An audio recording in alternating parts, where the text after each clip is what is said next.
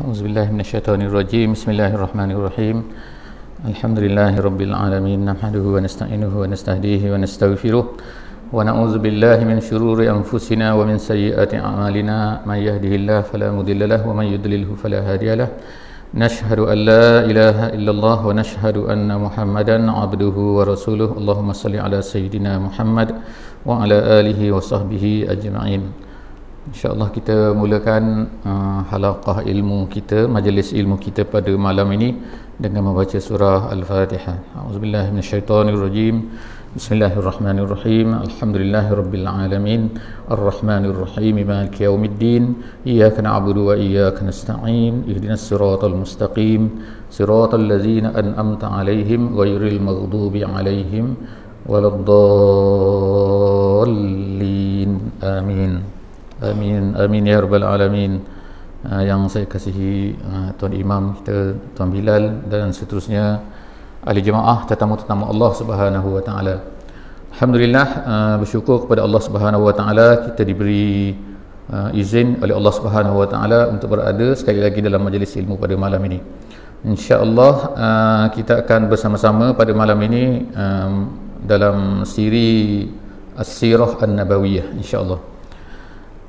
Pada minggu lepas kita telah berhenti pada tahun yang ke-12, tahun yang ke-12 kenabian, bukan 12 hijrah, 12 kenabian, di mana kita berhenti kepada Nabi SAW telah mengutuskan seorang sahabat untuk pergi ke Yathrib, iaitu Mus'ab ibn Umair.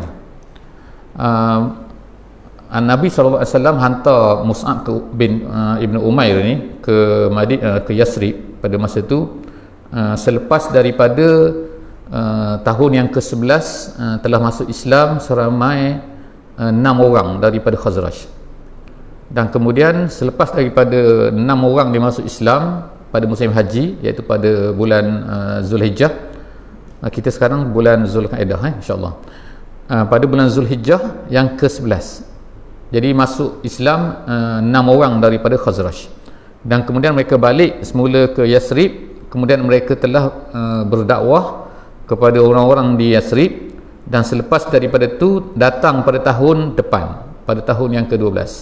Seramai 12 orang daripada orang Aus dan juga Khazraj. Jadi ada Khazraj dan juga ada Aus.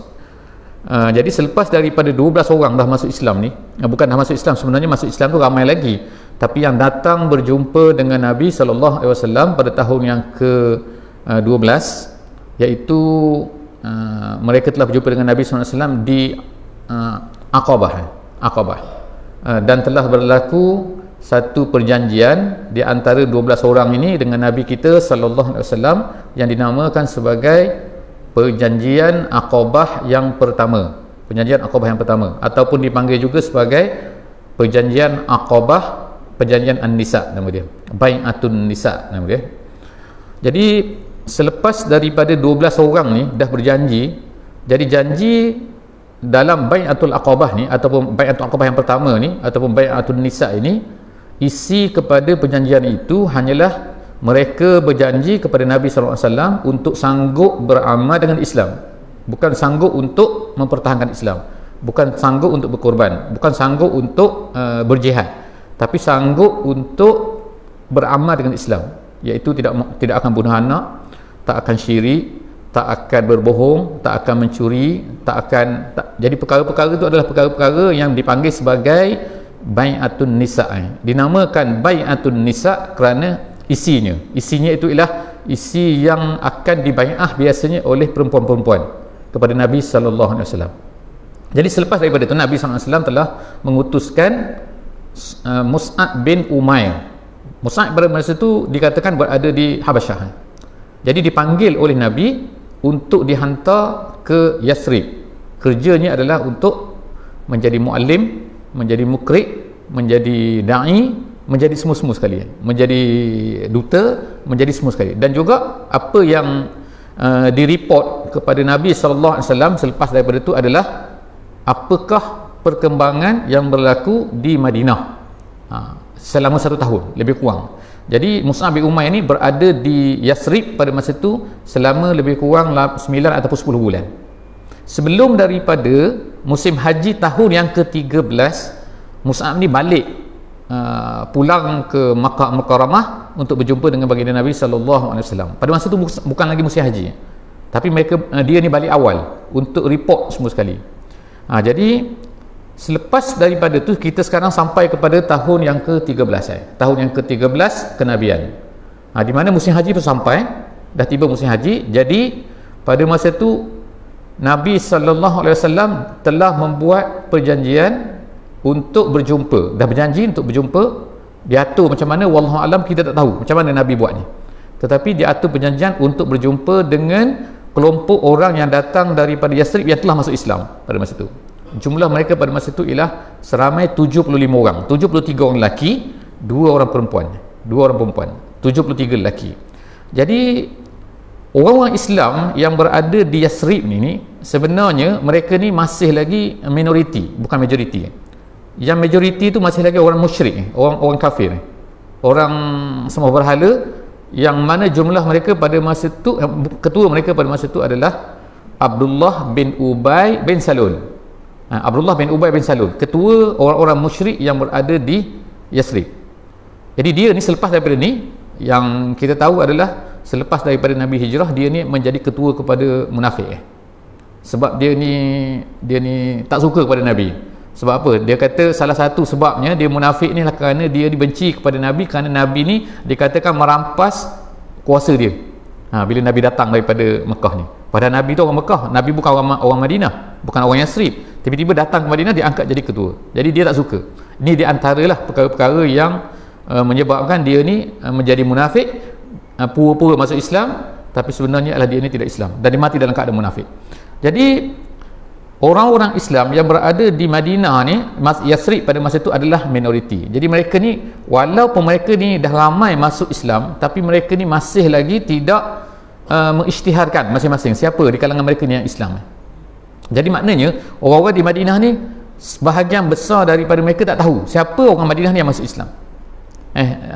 Sama ada masuk Islam di tangan Mus'ab ke ataupun masuk Islam di tangan orang yang berdakwah ke dan sebagainya, tak tahu. Jadi pada tahun yang ke-13, kita sampai kepada tahun yang ke-13 untuk peringatan juga Madinah ini, Yasrib ini ialah 500 km daripada Mekah, jarak dia 500 km. Jadi sebenarnya jauh.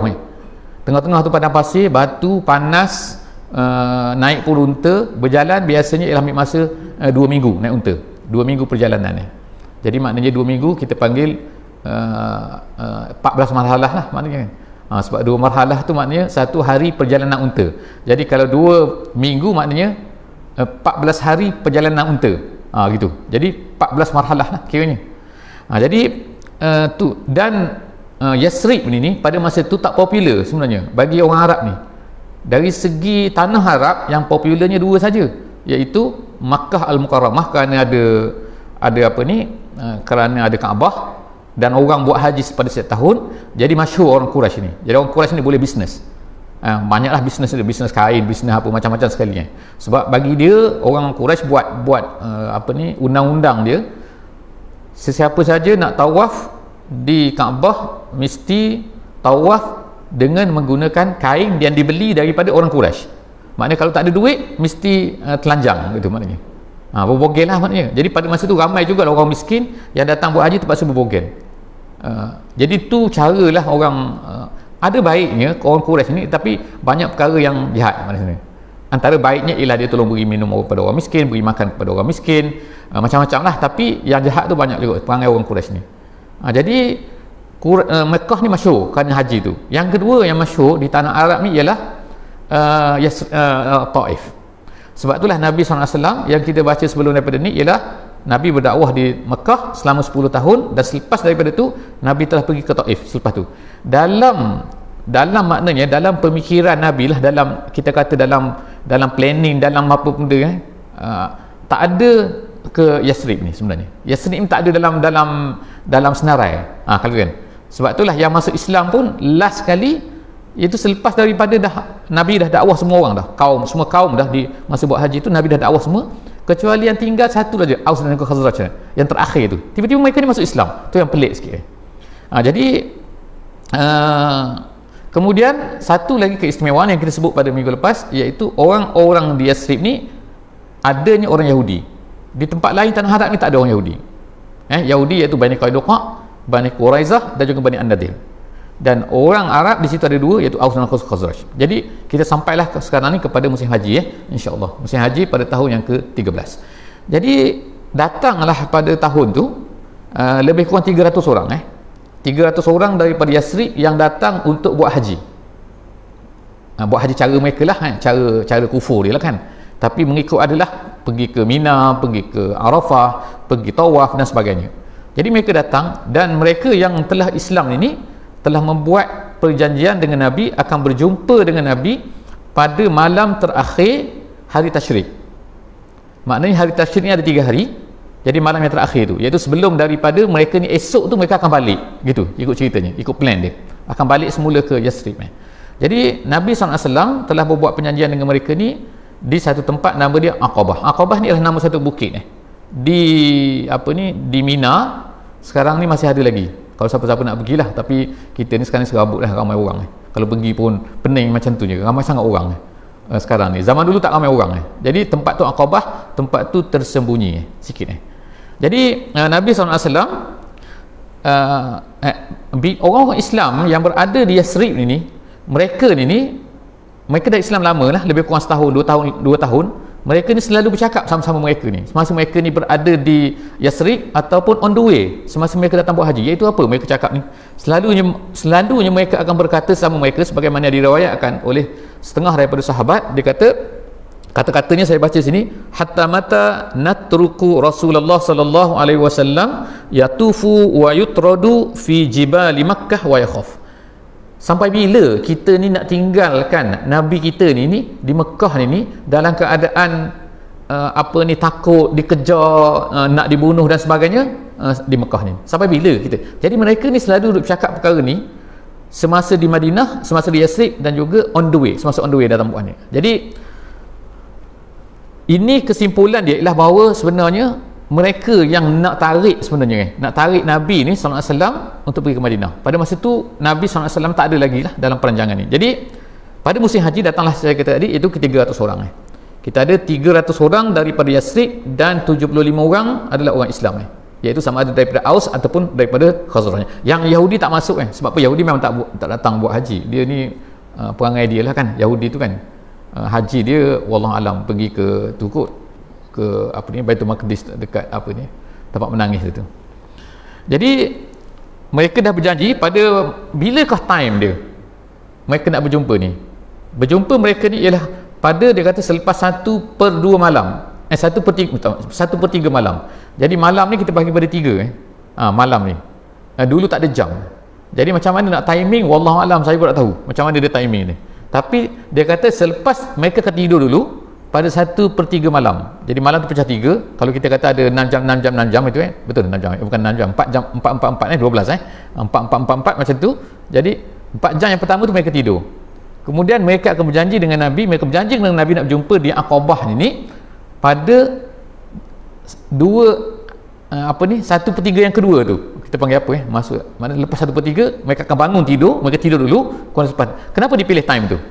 Dia katakan, jadi ulama-ulama sejarah, dia kata Nabi SAW pilih time tu kerana pada masa tu orang semua tidur. Jadi orang awal pun orang tidur. Zaman dulu orang tidur awal sebab tak ada elektrik jadi maknanya kalau lepas isyak tu sekejap tu dah makan, dia boring, dia pun tidur. Dia biasanya dia akan bangun, ada yang bangun sebelum subuh kadang-kadang tu ada. Bukan dia sembahyang qiyamul lail pada masa tu, bukan ini semua kafir ni semua ni cerita ni. Jadi mereka ni biasa, tapi sebelah pagi tu mereka akan start bangun. Jadi tengah-tengah tu biasanya tidur, semua orang tidur. Jadi Nabi SAW pilih time tu. Jadi yang pertama time tu, yang kedua ialah malam tu, malam terakhir sebelum daripada balik, dan yang ketiganya tempat tu kita tadi lah tempat di Aqabah. Jadi pada malam tu diceritakan oleh sahabat yang melakukan bai'ah ini ialah mereka pun keluar, dia kata berjalan dua orang secara senyap-senyap.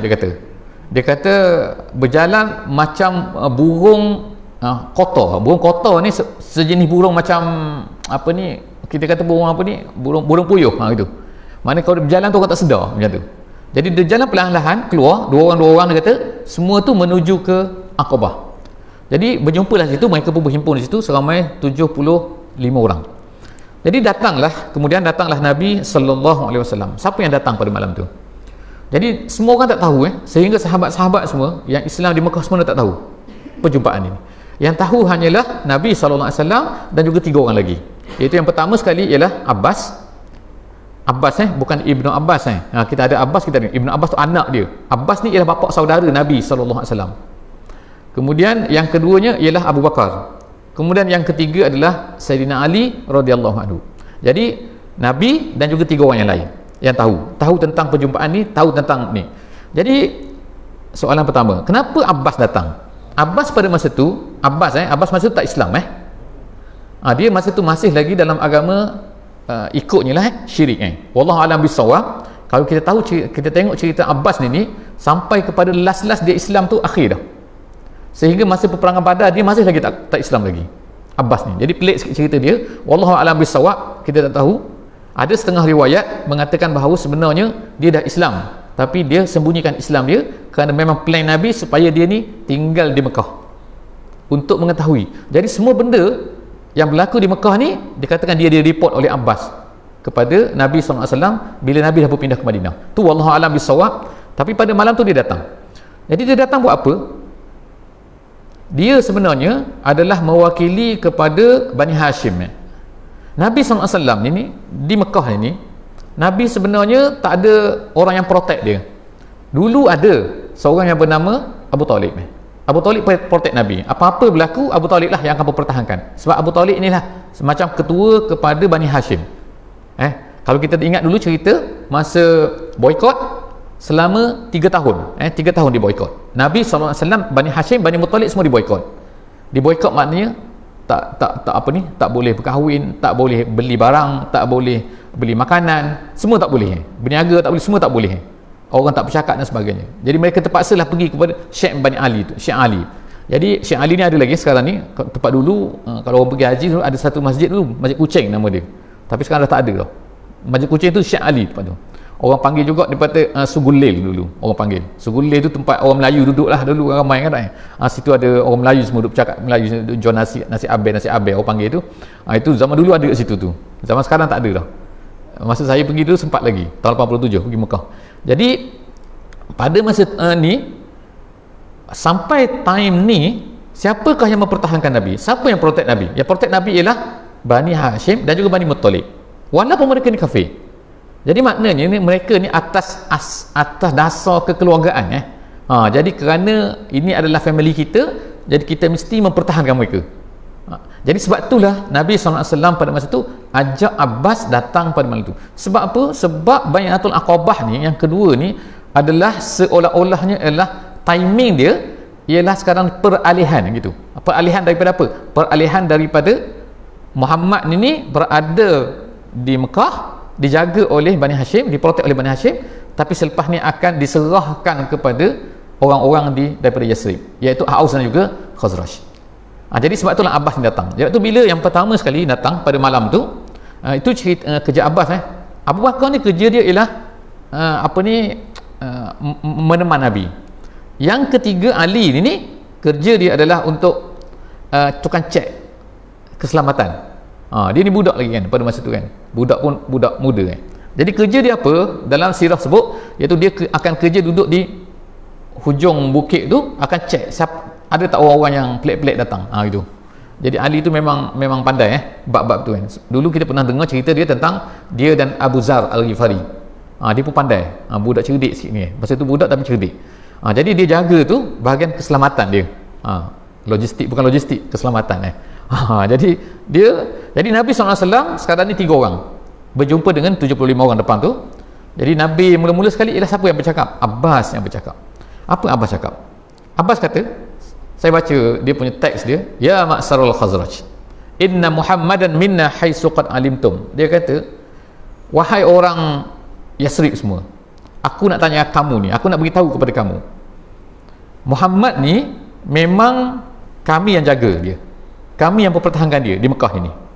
Waqad mana'nahu min qaumina, kami yang mempertahankan dia daripada nak lawan kaum-kaum kami ni yang cuba nak kacau dia.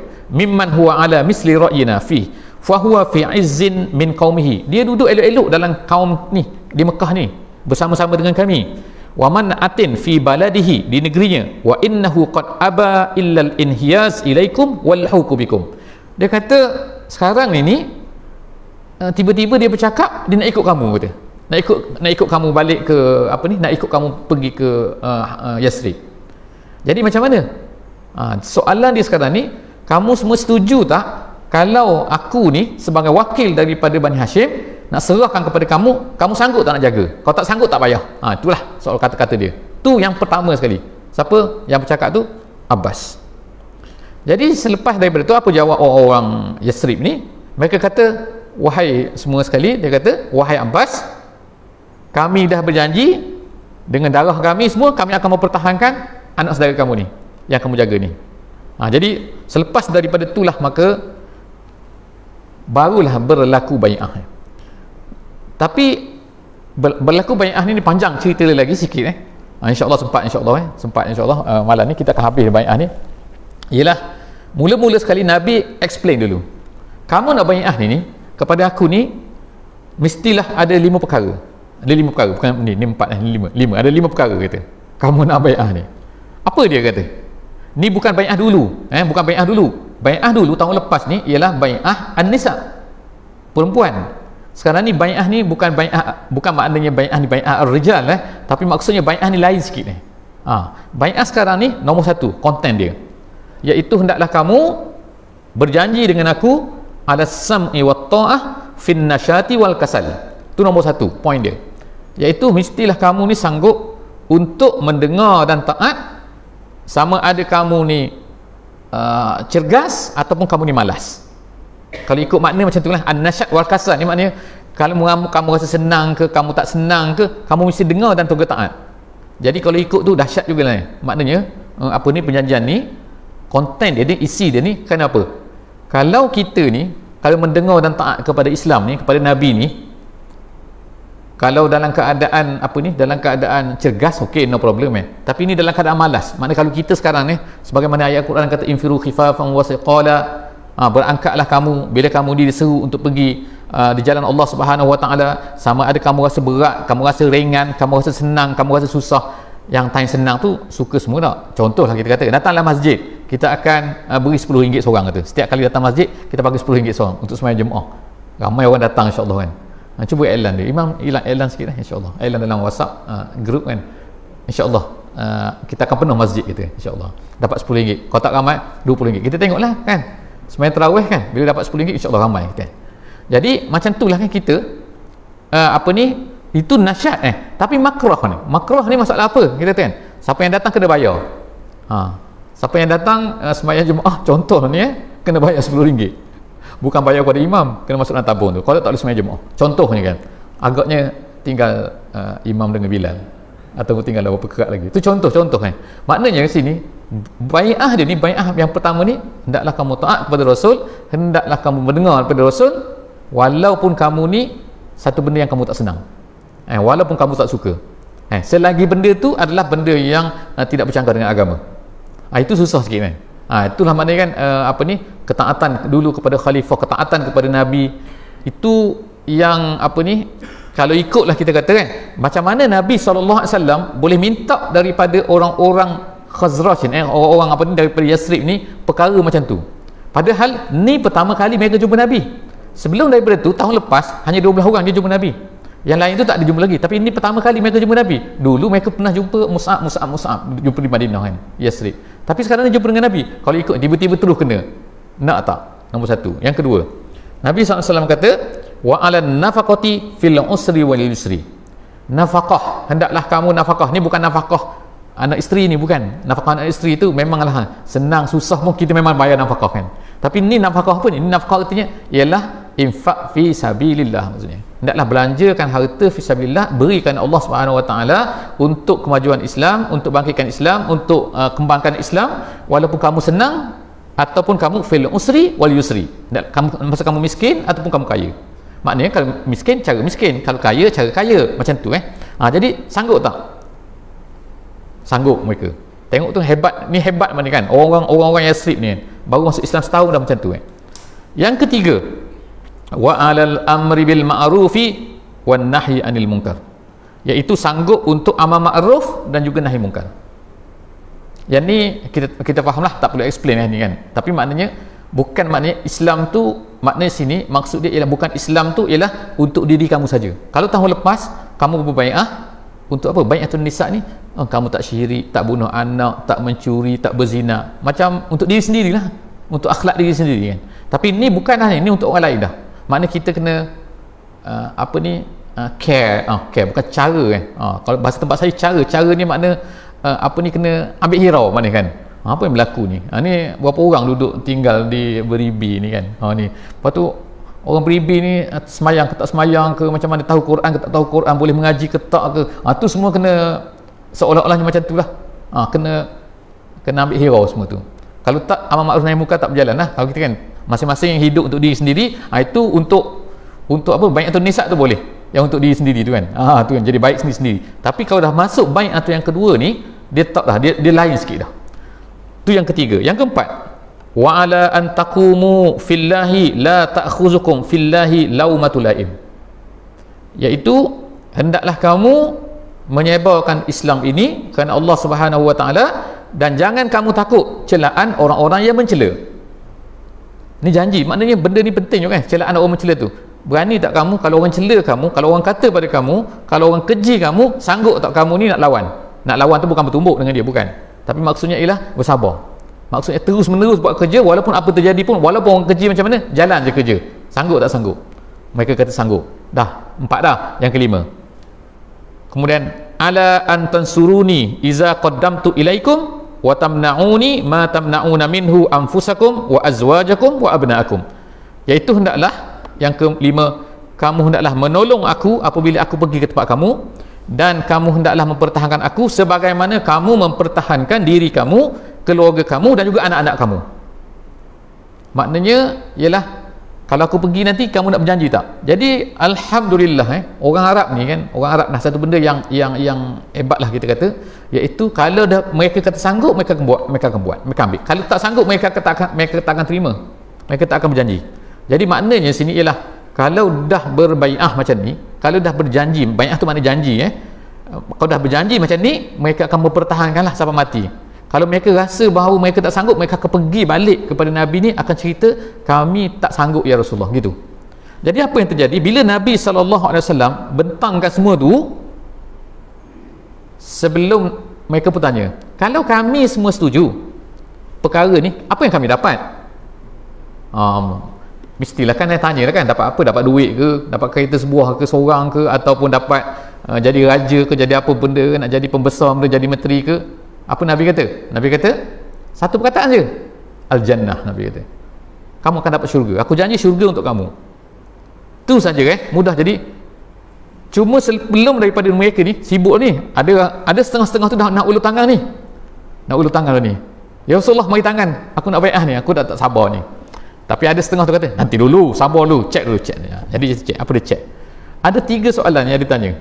Satu orang terbangun, dia kata, ya Rasulullah, aku nak tanya kau ya Rasulullah, sebelum aku ni berbai'ah kepada kamu ni, inna bainana wa bainar rijal hibalan, kata.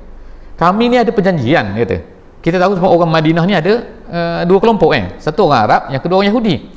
Orang Arab ni masing-masing ni ada perjanjian dengan orang Yahudi ni, berjanji nak gini macam-macam perjanjian tu.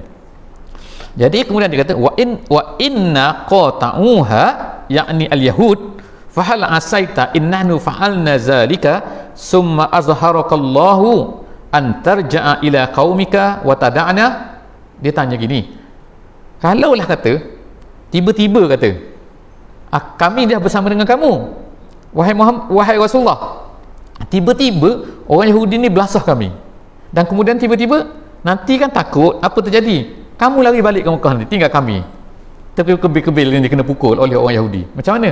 kalau kamu kalah, dia kata. Kalau kamu ni kalah, kita ni kalah, kami yang kena pukul teruk. Kamu boleh balik ke kampung kamu. Orang Mekah. Nabi kata apa? Nabi jawab, terima kasih lah kalau gitu kan. Terima kasih kepada yang bertanya lah. Dia cakap macam tu kan. Jadi dia pun, Nabi kata apa? Nabi jawab apa? Nabi jawab, balid dam dam. Nabi kata. Maksud dia apa tu? Maksud dia ialah no, kata. Darah dengan darah. Apa maksud dia? Maksud tu ialah tak kan. Apa-apa terjadi, aku akan bersama dengan kamu. Darah kamu, darah aku lah maksudnya kan. Gitu. Kemudian ana minkum wa antum minni. Aku daripada kamu, kamu daripada aku. Kemudian uharibu man harabtum. Aku akan perang siapa yang memerangi kamu. Kamu perang dengan siapa, aku akan ikut sekali. Wa usalimu man salamtum. Kamu berdamai dengan siapa, aku akan berdamai. Jadi yang tanya soalan tu pun lega. Alhamdulillah. Itulah, alhamdulillah. Ada soalan lagi? Ada soalan lagi tanya? Ada lagi pula. Ni Rasulullah, saya nak tanya ni.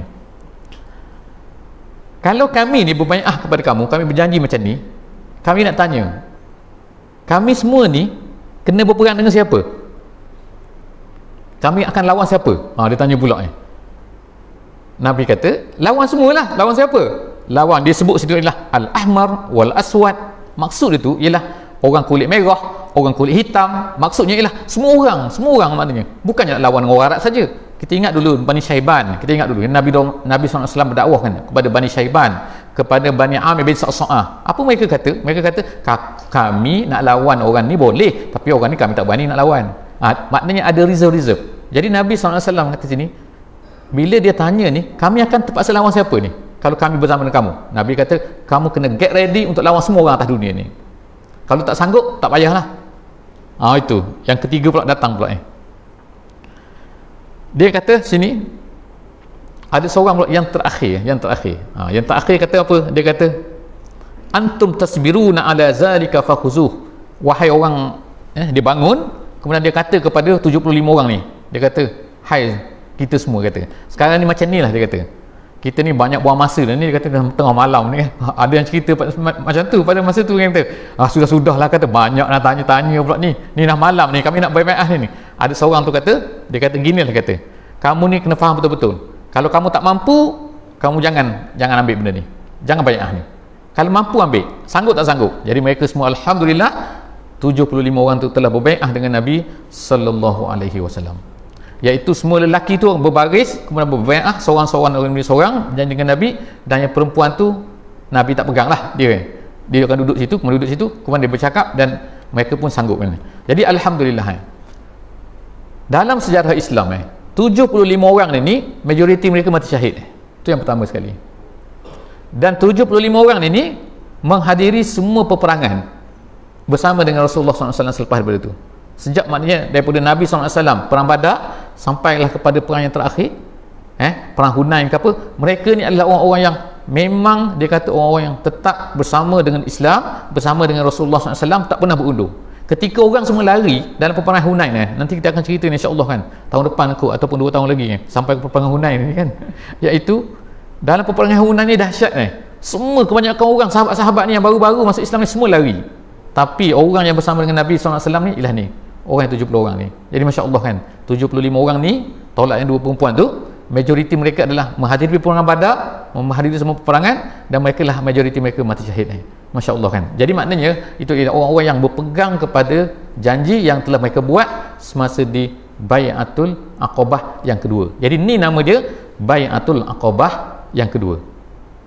Jadi setelah tu habis tamat ni Nabi SAW pun, oleh kerana mereka ni ramai, Nabi kata kepada mereka, wahai semua orang Ansar, kamu sekarang ni lantiklah daripada kamu ni 12 orang yang Nabi panggil Nuqaba. Nabi panggil Nuqaba ni maknanya ketua, ketua-ketua kepada kumpulan tu. Jadi mereka pun belah, mereka pun pecah-pecah. Mereka ni ada 75 orang, jadi pecah-pecah, ada 6 orang, ada 7 orang.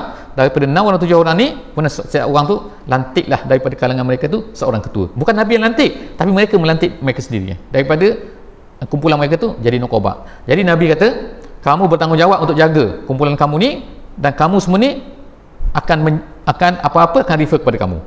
Jadi tu cara Nabi SAW ada pecahkan, dan itu yang dibuat oleh Nabi SAW selepas daripada itu bila sampai ke Madinah. Habis tu ni tengah malam cerita ni tengah malam ni. Apa berlaku ni? Tiba-tiba syaitan hantulah kita kata, hantu ke polong ke tak tahu ni. Yang tunggu bukit tu, yang duduk dekat bukit Aqabah tu. Mungkin tadi tengah tidur, dia tak sedar. Jadi hantu pun sibuk juga, dia perangai hantu kan. Jin lah kita panggil, jin yang bukit tu. Jadi dia tu tiba-tiba dia tahu. Rupanya tadi dia tak tahu. Jadi jangan anggap hantu, syaitan, jin apa benda ni tahu semua benda. Entah ada tak ada dalam masjid pun tak tahu ni. Ada tak ada dalam masjid ni. Jadi tu dia tak tahu tu. Okay. Bila dah tamat semua tu, tiba-tiba dia tahu. Dia tak sempat nak beritahu lah kepada ketua-ketua dia, Abu Jahal apa benda dia, ketua-ketua penjahat tu. Jadi apa dia buat? Dia naik atas satu bukit, dia bertempik.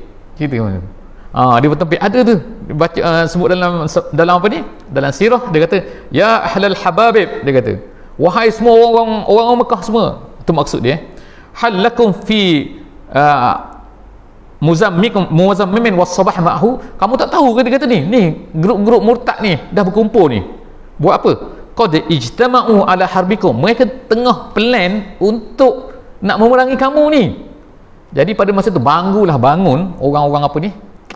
Orang orang Mekah yang duduk di Mina tu semua tu pada masa tu terkejut dengar suara tu. Nabi SAW dengar kat suara tu, kemudian Nabi beritahu apa? Ni dah syaitan dah. Dia kata, syaitan dah elan tu. Cepat semua balik kata. Tapi ada seorang sahabat tu, dia kata apa? Dia kata kepada Nabi SAW, ya Rasulullah, dia kata, kami get ready ni, kata kami ni. Kalau nak suruh kami perang esok dengan semua orang, kami perang, dia kata, dengan semua orang Mina ni. Oh, semangat, dia kata. Nabi kata apa? Nabi kata, relax. Aku tidak disuruh, dia kata. Lam umar bizalik, Nabi kata, aku tak disuruh untuk perang ni. Dan kita berjanji tadi pun, kamu nak mempertahankan aku di sana, di Yasrib, bukan di sini. Jadi semua balik, diam. Jadi esok, sampailah esok ni, datanglah grup Abu Jahal ni, jumpa dengan orang-orang daripada Madinah ni, Yasrib ni. Pergi tanya, jumpa siapa? Dia jumpa Abdullah bin Ubay bin Salul, ketua lah, jumpa ketua. Dia pun tanya, ada tak semalam ni geng-geng kamu dibuat perjumpaan ni? Sebab dah dengar dah bising semalam ni. Jadi dia dah timbul syok tu, jadi dia pun tanya. Jadi pada masa tu, di khemah di Mina tu, tempat orang-orang daripada Yasrib tu, ada orang Islam situ. Jadi bila dia tanya ni, semua orang Islam tu kata buat senyap je. Tapi dia kata, cerita dalam sirah, dia kata masing-masing melihat di antara satu sama lain. Gitu macam kita kan. Macam tu lah kot ya, anggap-anggap mata, klik mata. Tapi buat senyap je, tak tahu apa-apa. Jadi akhirnya Abdullah bin Ubay bin Salul kata, what you are talking about? Dia kata, apa benda ni? Apa cerita? Apa ni? Tak ada apa-apa pun. Kami tak ada apa. Kami okey semua. Tak ada apa. Jadi baliklah Abu Jahal tu pun baliklah. Maknanya sebab apa? Cerita tak betul lah, dia kata. Tu entah apa benda dengar waktu malam tu. Mereka pun start balik, buku-buku pakaian, buku-buku semua, barang-barang semua, mereka pun bergerak balik. On the way, dah bergerak sikit dah, tak jauh daripada Mekah lagi ni, apa terjadi pula? Tiba-tiba orang-orang Quraisy ni memang dapat mengesahkan. Daripada mana dia tak tahu. Saya tak tahu, dia tak cerita, dalam sirah dia tak cerita. Dia cerita ialah mereka telah dapat mengesahkan berita bahawa memang telah berlaku perjumpaan dengan orang tu dengan Muhammad, dengan orang-orang yang dikata gila dengan orang murtad ni. Jadi mereka pun kejar. Mereka pergi kejar, jumpa tengah jalan, dapat tangkap. Dia cerita kan, dapat tangkaplah 2 orang. Tangkap 2 orang, siapa 2 orang tu? 2 orang tu adalah, dia kata, Sa'ad bin Ubadah, salah seorangnya, tapi seorang lagi tu tangkap terlepas lari. Jadi tinggallah seorang, Sa'ad bin Ubadah. Jadi jemaah semua, Sa'ad bin Ubadah ni ialah salah seorang sahabat yang hebat. Dia ni dia ketua kepada orang Yasrib. Jadi dia ditangkap oleh Abu Jahal, lepas tu diikat di apa ni, unta dia tu, kemudian dibawa balik ke Mekah. Orang Mekah semua tengok dia. Bila tengok Mekah, tengok semua, apa jadi pada dia sebenarnya? InsyaAllah cerita akan bersambung insyaAllah pada minggu hadapan insyaAllah. Apakah yang terjadi kepada Sa'ad bin Ubadah yang ditangkap tadi? Jadi insyaAllah moga-moga Allah Ta'ala akan beri insyaAllah kefahaman sikit insyaAllah untuk membantu kita untuk faham kisah Nabi SAW ni, dan insyaAllah jumpa lagi pada minggu hadapan insyaAllah. Jadi kita tangguh insyaAllah pengajian kita pada malam ni dengan sama-sama kita membaca surah Wal Asri. A'udzubillahi minasyaitonirrajim. Bismillahirrahmanirrahim. Wal 'asri innal insana lafi khusr illa allazina amanu wa 'amilus solihat wa tawassaw bil haqqi wa tawassaw bis sabr. Assalamualaikum warahmatullahi wabarakatuh.